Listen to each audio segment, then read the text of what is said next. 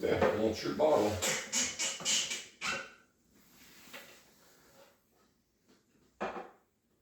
I think this is the first one that we've poured from. That's good. From the T. O'Neill collection. From T's Reserve. Yeah.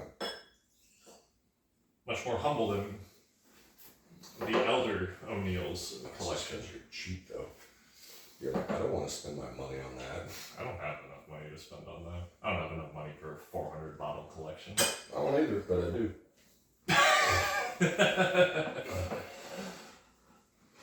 Have we even done anything on Isla, have we? I don't think so. No? This will be our first island. Be our first Isla. I'm so impressed. What's that from? I don't know, I just made that shit up. I'm so impressed. Yeah, I don't know. I'm impressed by our restraint not talking about Isla whiskey up until this point. Fucking Isla, see, here's my thing, right? Ugh, I love Isla whiskey, but I love bourbon more. Mm-hmm. You know? And that's my problem. Well, we've talked about it before, right? Because when it comes to Scotch and bourbon, my palate is much more inclined towards Scotch because I just noticed whenever we talk about it, I like Scotch more than you do. Mm-hmm.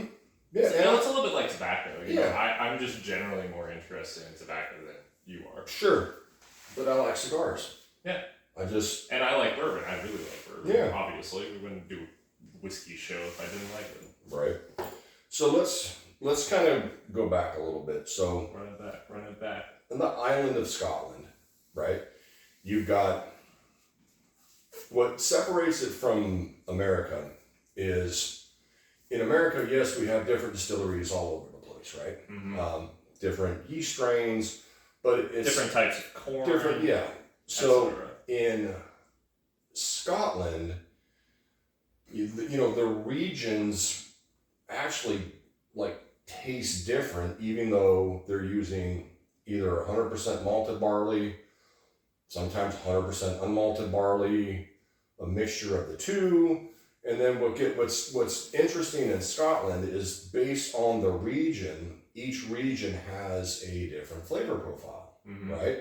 So we're not talking about all the different regions, and I'm not going to get into right now the difference between American blended whiskey and Scottish blended whiskey. They're not the same thing. Significantly different. Significantly different. Long story short, Scottish blended whiskey is much more respected. Yeah, well, that's because I guess, since we brought it up, we'll touch on it. So blended whiskey in Scotland, all that means is that a lot of the distilleries will help each other out, Mm-hmm. right? So if we have a distillery, I call my buddy down the way, be like, hey, do you have 50 barrels I can get?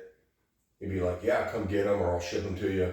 Call my other buddy, hey, you got 25 barrels, and then you bring them all together and then blend it in, and that's what makes a blended Scotch That makes whiskey. for the most recognizable Scottish whiskey, that being Johnny Walker. Sure, yeah, Johnny Walker's a great example where, yeah, they're distilling their own stuff, but they also have other distilleries that they buy from Mm-hmm. to make that signature flavor, right?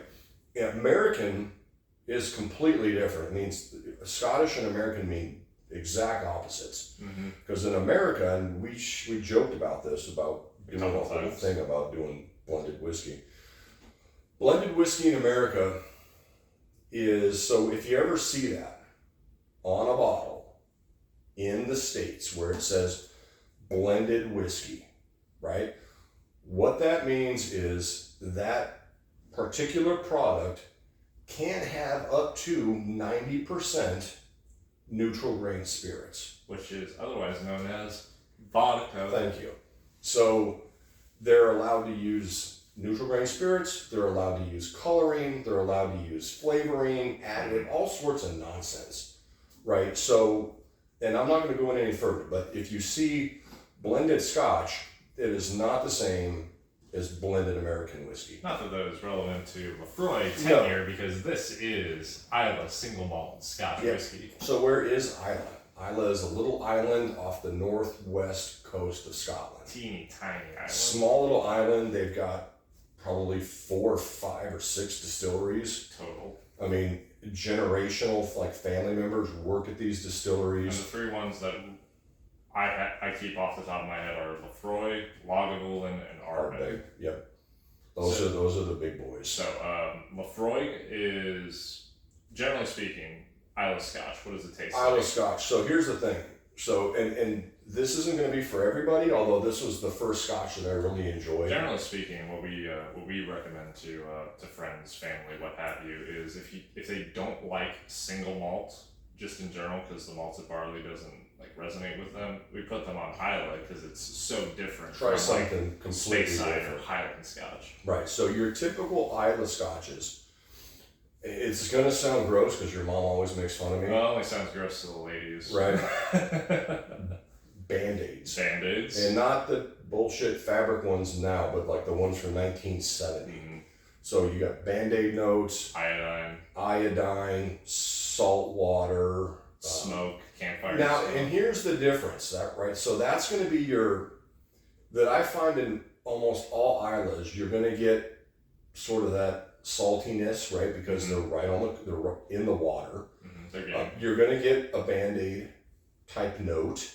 But the smoke is what sets the different Isla distilleries apart. And that's where the three ones that I listed are really different because Ardbeg leans heavily onto that smoke. Well, yeah, Ardbeg I would say is more of almost like if we're out smoking ribs, and you can smell that barbecue meat. It feels like a barbecue smoke. Right, that's that barbecue meatiness that some people will point out when they smell, one of the Ardbegs. Where like Laphroaig is one of those where it's an ashy smoke. Mm-hmm. So think of campfire, right? You're in the morning, you're fixing to leave the campsite, and you douse the fire with water, and it's that wet ash smokiness, right? Whereas Lagavulin is in between the two. It's kind of in between, yeah, from what I remember. I haven't drank my Lagavulin in so long because it's the 16's what I have, and it's really expensive. How much is the 16? I don't know, $100, $100 something.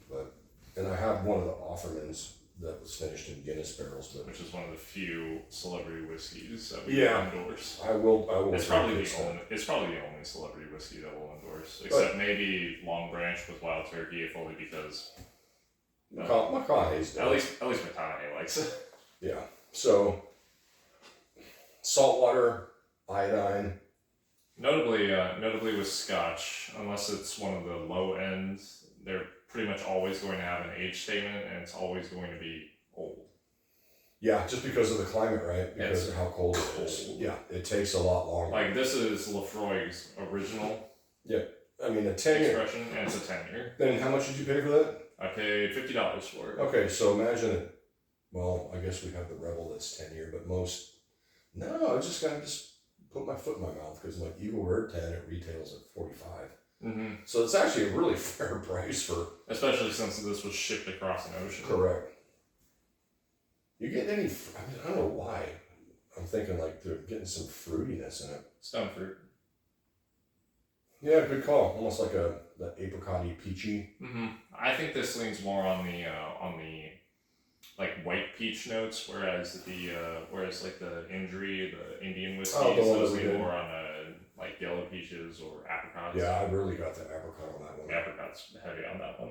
But when you smell it on the nose, even the smokiness, you can really tell there's that ashiness. But I know we get it more on the palate Definitely. than on the nose. Give it a shot. Of course. Cheers. Slam shot.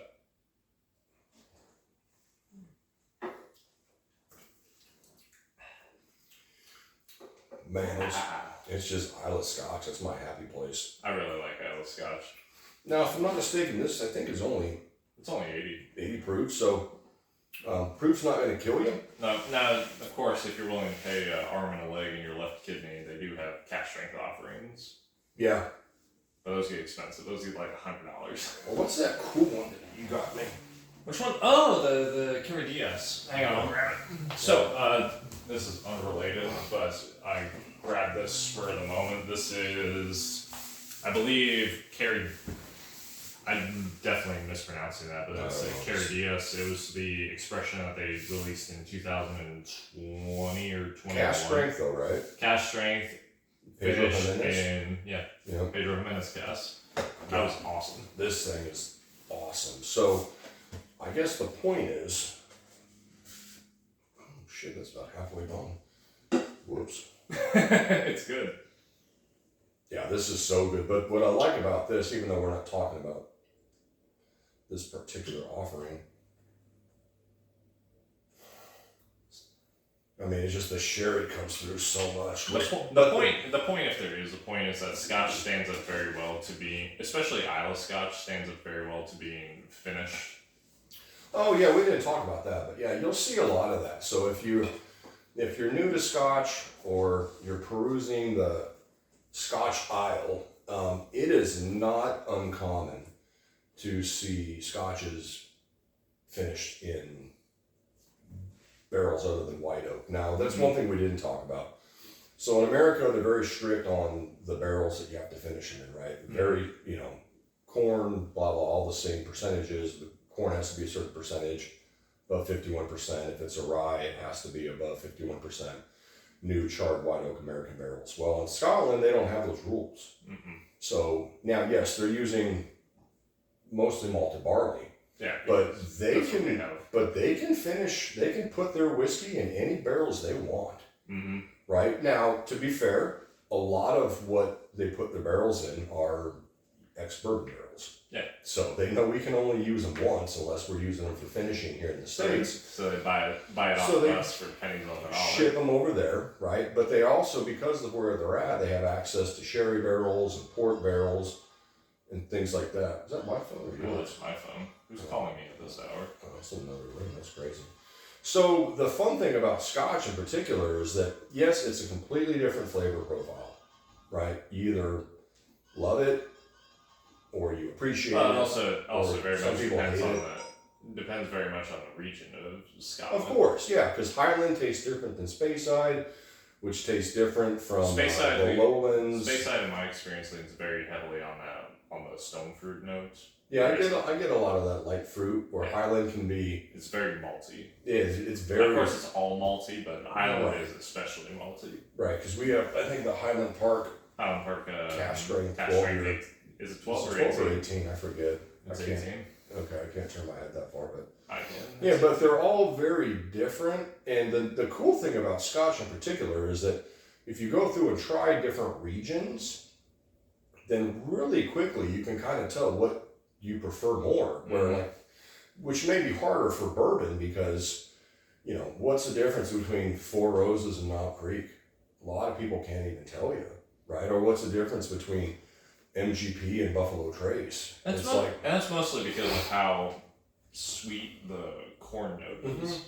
It homogenizes it a little bit more, I think, and then it's harder to kind of tell the difference. But with Scotch, if you take a sampler and try different regions, then all of a sudden, each region stands out pretty quickly. Like, if you have an Islay Scotch, you know you're having an Islay Scotch. You just know it, right? I was at a party, 2 months ago, and a gentleman asked, "What would you like to drink?" I'm like, "Islay." And he said, "Which one in Islay?" I'm like, "As smoky as you can get it." Yeah. And then he pulled out Ardbeg Wee Beastie. Yeah. Yeah. Which is 5-year-old Scotch, very smoky. Yeah, barbecue smoke. Where when you drink this Laphroaig, it's sweet. So you get some of that stone fruit in there. You still get the iodine or the salt water. But it's very wet ash. Yeah, and that's what's so interesting about Scotches in general or about Islay is that even from one distillery to the next, like, they're not that far away. But why does Laphroaig taste like Laphroaig and Ardbeg taste like Ardbeg? Like, that's really cool. That's the cool thing about Scotch. You get it with the old bourbon producers as well, but there's so much generational history to the Scotch producers.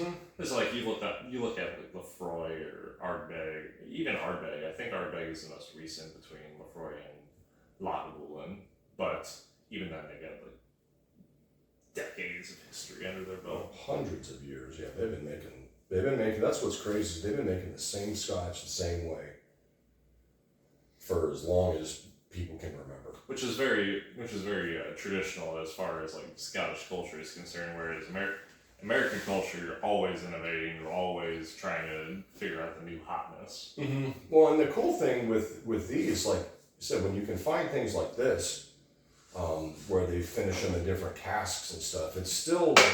Whoops. I guess that's what I get for having a wedding ring. Well, funny story about this one. You remember it? We were visiting that Yahoo, and he also had a bottle of this. Same bottle. Yeah. And to his chagrin, he had paid secondary prices for it. I think he paid something stupid like $400.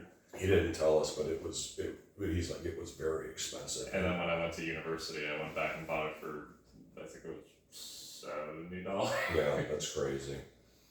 That's crazy. But yeah, so Islay Scotch is not for everybody. No, it's very, I mean this in the nicest way because I love it so much, offensive. It's very offensive. Well, I think that the flavors are so, and here's what I liked about it. I would say the flavors are so unique, but here's what I liked about it. I remember when I saw a review about, I think it was Lagavulin. Yeah. And they were talking about, Band-Aid notes and iodine notes and salt water and brine and shit like that. And I'm like, I never liked Scotch. Mm-hmm. Like I had tried a few of them. You probably had tried Highland. Yeah, Speyside, probably. Because those are the most common. But it didn't work for me at the time. And I remember just listening to that review, I'm like, that actually sounds interesting, right? And so I still have the original bottle of Lagavulin because it was like 100. That's your original bottle? That's the original bottle. Yeah. And I remember sitting down, because that's what I used to do. So when I was first getting into whiskey, I'd watch some reviewers, I'd find an interesting bottle that looked cool. I'd go buy said bottle, because in Vegas you can buy whiskey on Sunday. Indeed, right? Unlike the great state of Texas. Right. So then I'd come home, I bought, not these whiskeys, but I bought a couple Glencairns, and then I turned the episode on, right, of the bottle that I just bought, and I'd pour it, and then I'd sit, and it was like a tutorial, right? But what got me interested about Islay Scotch in particular was like, because I was like, I don't like Scotch, but the better way to look at it was, I just hadn't found the right one yet. Mm-hmm. I needed something super interesting to open that door. Because you didn't jive with single malts. Just in general, like just a Highland Park, it was just never my jam. Mm-hmm. But then when I got into this stuff, I'm like, oh, then it like ignited something in my brain, and I'm like, oh, this is super interesting. So then I would buy more. Then I'd get the Ardbegs, bought some Laphroaigs, and tried those, and then after getting used to what Scotch is, then that just kind of opened another door for me to... It gave you an in to the other expressions. Correct, where Scotch. I couldn't get in, like those doors were shut for me. And yeah, because it was too different. It was too much. It was too different. Too different from your palate. Mm-hmm. And it wasn't developed enough to even learn how to enjoy that stuff, right? So when I got into Islay, I was like, holy crap, this is super interesting. The flavor, the notes they were picking out, that's the thing about Islay. They're easy to pick out.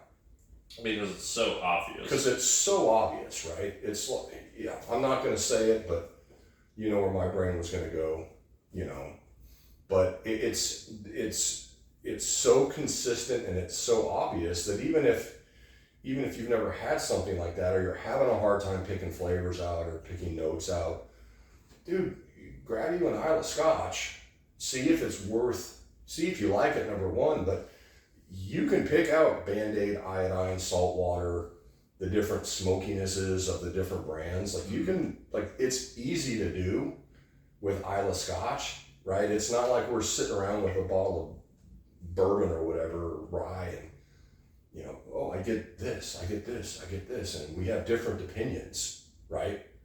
This shit's obvious, right? What you smell is what you get. Mm-hmm. It's like, bro, salt water and smoke. Like, what kind of smoke? Oh, that's like wet ash. And you're like, yep, wet ash. Yep, wet ash. Ardbeg. We all know what that smells like. Yep, Ardbeg is like, meaty barbecue-y smoke. Mm-hmm. Right? So, yeah, I'm glad you wanted to do this because I love Scotch. We'll review more Scotch in the future.